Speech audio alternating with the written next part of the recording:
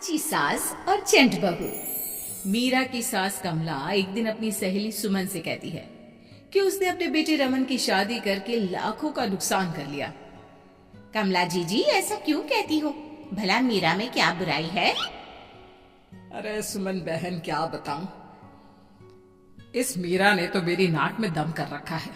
ना ही घर का कोई काम करती है और ना ही बाहर कमाने जाती है। अरे भला फ्री की रोटियां तोड़ने के लिए इसे लेकर आई थी क्या मैं?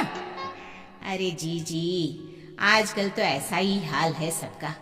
दहेज में एक गाड़ी क्या ले आती है कि बस सर पर बैठ के तांडव करने लगती है।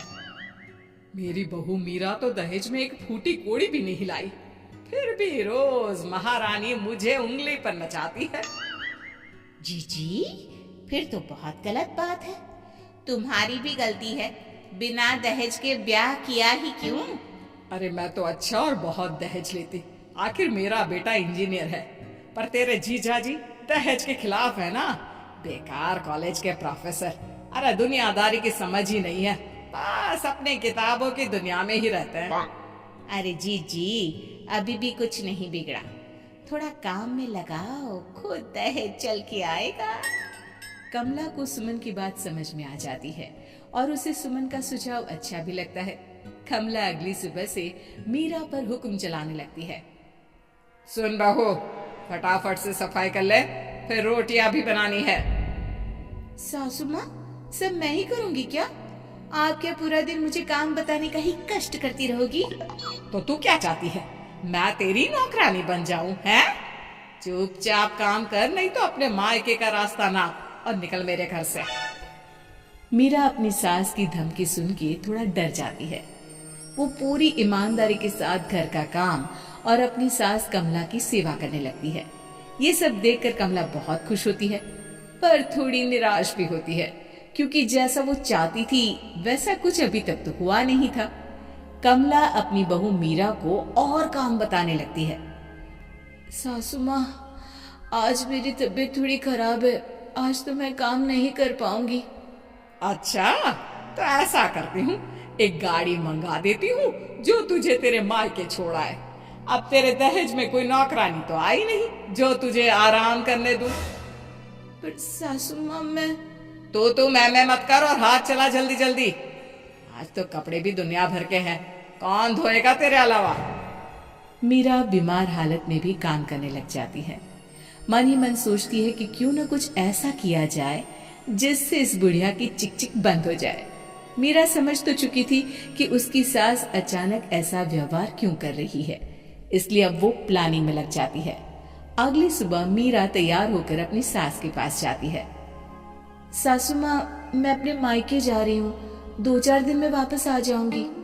वाह जी वाह, और काम कौन करेगा घर का? सासू माँ, 2 दिन की तो बात है बस। जा चली जा, पर फिर वापस आने के बारे में सोचना भी मत। मीरा जानती थी कि घर में वापस घुसने के लिए उसे क्या करना है। वो अपने मायके पहुंचती है और रोने लगती है। उसके माता पिता उसे रोने का कारण पूछते हैं, पर वो कुछ नहीं बोलती। तभी मीरा की माँ उसके हाथों की तरफ देखती है। मीरा, ये तेरे हाथों के नाखून कहाँ गए? तुझे तो नाखून बड़े करने का बड़ा शौक है ना? माँ, उस घर के बर्तन और कपड़े धो धो कर मेरे नाखून ही नहीं बल्कि हाथ भी घिस गया है। अब तुमने मेरे साथ ना कोई नौकरानी भेजी, ना कोई सुख की सुविधा। मीरा के माता पिता समझ जाते हैं कि मीरा को दहेज का सामान चाहिए। अगले ही दिन मीरा के माता पिता उसके लिए एक वॉशिंग मशीन और फ्रिज मंगवा देते हैं। मीरा ये देखकर बहुत खुश होती है और खुशी खुशी अपने ससुराल जाने की तैयारी करने लगती है। मीरा जब अपने ससुराल पहुंचती है तो उसकी सास उसे देखकर बहुत खुश होती है। अरे मेरी प्यारी बहू, आ गई तू? और ये फ्रिज, वॉशिंग मशीन, अरे भाई इन सब की क्या जरूरत है? सासू माँ, जरूरत आपको नहीं मुझे है, क्योंकि घर का काम तो मुझे ही करना पड़ता है ना। मीरा की बात सुन के कमला गुस्से से बोलती है। बहू रानी, तू मेरी बात सुन ले, मैं तेरे इस दहेज के सामान के सामने झुकने वाली नहीं हूँ। घर का काम तो तुझे ही करना पड़ेगा। अब कमला और दहेज लेने के चक्कर में मीरा का काम बढ़ाने लगती है। वो जानबूझकर गंदगी फैलाती और बना हुआ काम बिगाड़ने लगती। मीरा बहुत परेशान हो जाती है। वो अपनी सहूलियत के हिसाब से हर चीज अपने मायके से मंगवा लेती है। धीरे धीरे कमला की चाल कामयाब हो जाती है, पर वो मीरा की चाल नहीं समझ पाती। धीरे धीरे मीरा भी अपने मकसद की तरफ बढ़ने लगती है। वो अपने ससुर और अपने पति को अपनी तरफ कर लेती है। एक दिन मीरा अपने ससुर से कहती है, पिताजी क्यों ना आप ये घर मेरे नाम कर दे, क्योंकि सासू माँ तो बीमार रहती है और रमन का तो आपको पता ही है कितने बिजी रहते हैं। ऐसे में घर को संभालेगा कौन? हाँ बहू, मुझे लगता है कि तुम बिल्कुल सही कह रही हो। इस घर को संभालने वाला कोई तो होना चाहिए। ये कहकर मीरा के ससुर जी अपनी पूरी प्रॉपर्टी मीरा के नाम कर देते हैं। मीरा बहुत खुश होती है क्योंकि वो अब अपने मकसद में कामयाब हो गई थी। इस बात की खबर कमला को भी लगती है। कमला को जैसे ही पूरी बात पता चलती है, उसके पैरों तले जमीन खिसक जाती है। वो गुस्से में मीरा के पास जाती है। अरे करमजली, तू तो बहुत चंट निकली। मैं तुझसे घर का सामान ही मंगवाती रह गई और तूने पूरा का पूरा घर अपना बना लिया।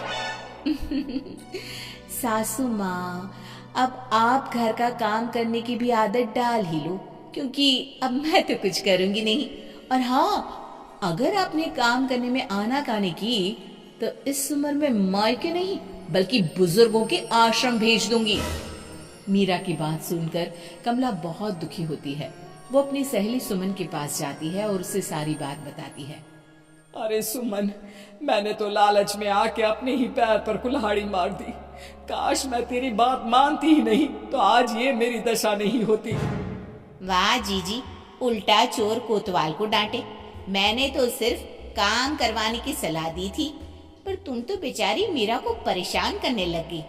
अब भरो अपने किए के फल। और वैसे भी ना, एक दिन तो ऊंट पहाड़ के नीचे आ ही जाता है। सुमन की बातें सुनकर कमला अपने घर वापस चली जाती है और अपनी बहू मीरा को पूरी बात बताती है कि कैसे सुमन ने उसे उल्टी सलाह देके अपना पल्ला साफ कर लिया। कमला अपनी बहू से माफी मांगती है। नहीं सासू माँ, आपको अपनी गलती का एहसास हो गया, मेरे लिए वही बहुत है। मुझे भी घर पर कोई राजवाज नहीं करना, बस प्यार और साथ मिले उतना ही बहुत है। अब सास बहू मिलजुल के एक साथ प्यार से रहने लगती है और दोनों घर के काम भी मिल बांट के करने लगती है।